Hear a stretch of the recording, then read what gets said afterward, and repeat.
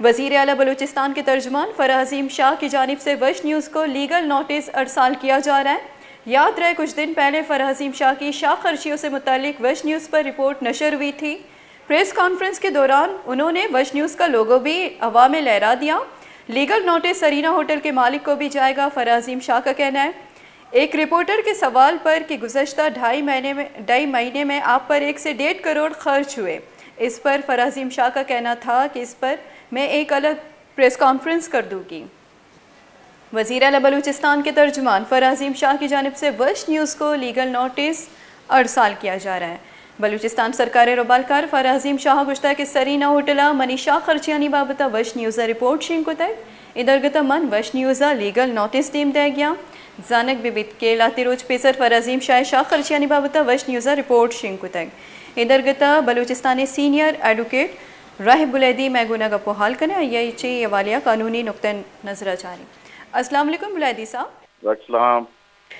بلیدی صاحب بہت شکریہ ٹائم دینے کا۔ بتائیے گا کہ بلوچستان حکومت کی ترجمان فرح عظیم شاہ نے آج کی اپنے اس پریس کانفرنس میں وش نیوز کو لیگل نوٹس ارسال کرنے کا کہا ہے، تو آپ کیا سمجھتے ہیں جس طرح وش نیوز اپنی صحافتی ذمہ داری کو پورا کری تھی، چونکہ وش نیوز کو لیگل نوٹس صرف اس بنیاد پر دی جا رہی ہے کہ گزشتہ دنوں وزیر اعلیٰ کے ترجمان کے حوالے سے جو خبر نشر ہوئی تھی ان کے شاہ خرچیوں کے حوالے سے، چونکہ وہ خود اپنے پریس کانفرنس میں کہہ رہی تھیں، تو اس حوالے سے وہ لیگل نوٹس ارسال کریے، لیکن ابھی ہم تک موصول نہیں ہوا۔ کیا سمجھتے ہیں کہ کس بنیاد پر یہ لیگل نوٹس دی جا رہی ہے؟ میں سمجھتا ہوں کہ بلوچستان حکومت کا جو ترجمان ہے وہ بخلاہٹ کا شکار ہے۔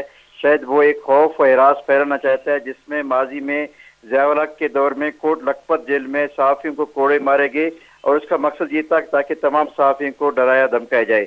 اس کے بعد اگر آپ مثال لے لیں کہ جتنے بھی آمریت دور رہے انہوں نے صحافت کو بند کرنے کی کوشش کی گئی، ضیاء الحق کا عامرانہ دور ہو، مشرف کا دور ہو یا یحییٰ ایوب خان کا دور ہو، تو انہوں نے ہمیشہ صحافتوں کو، صحافی تنظیموں کو پابندی سلاسل کرنے، اس کی آواز کو دبانے کے لیے اور اس کی جو سچ اور حقائق جو عوام کے سامنے پہنچانے کی جو کوشش ہے اس کو دبانے کے لیے اس قسم کے اونچے ہتھ کنڈے استعمال کیے جا رہے۔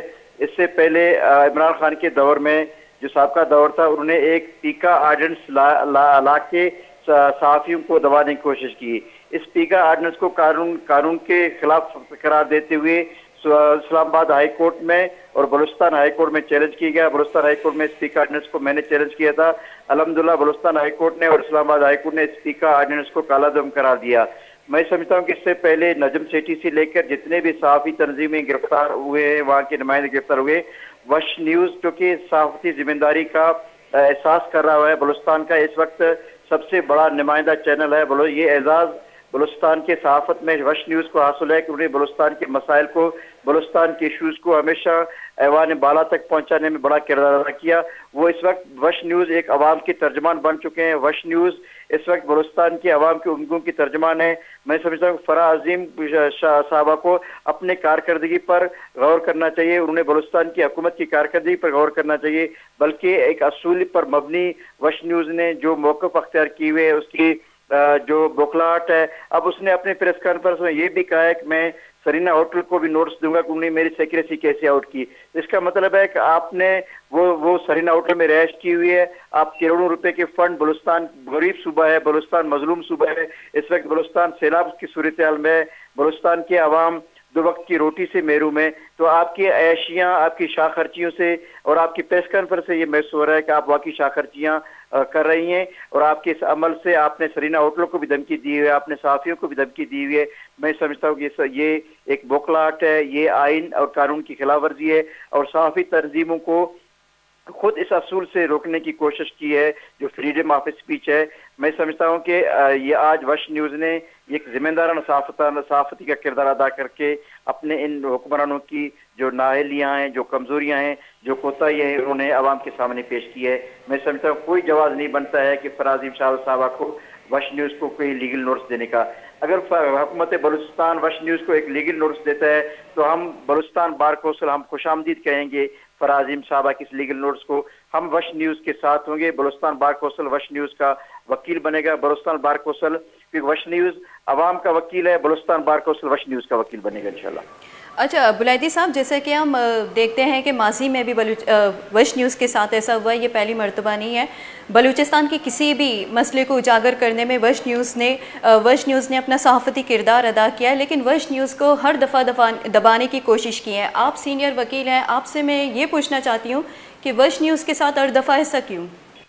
मैं समझता हूँ कि ये इनका बौखलाहट है, ये उस सहाफ़ी को कभी बर्दाश्त नहीं करेंगे, उस चैनल को कभी बर्दाश्त नहीं करेंगे जो उनकी कोताहियों को, कमजोरियों को बयान करते हैं।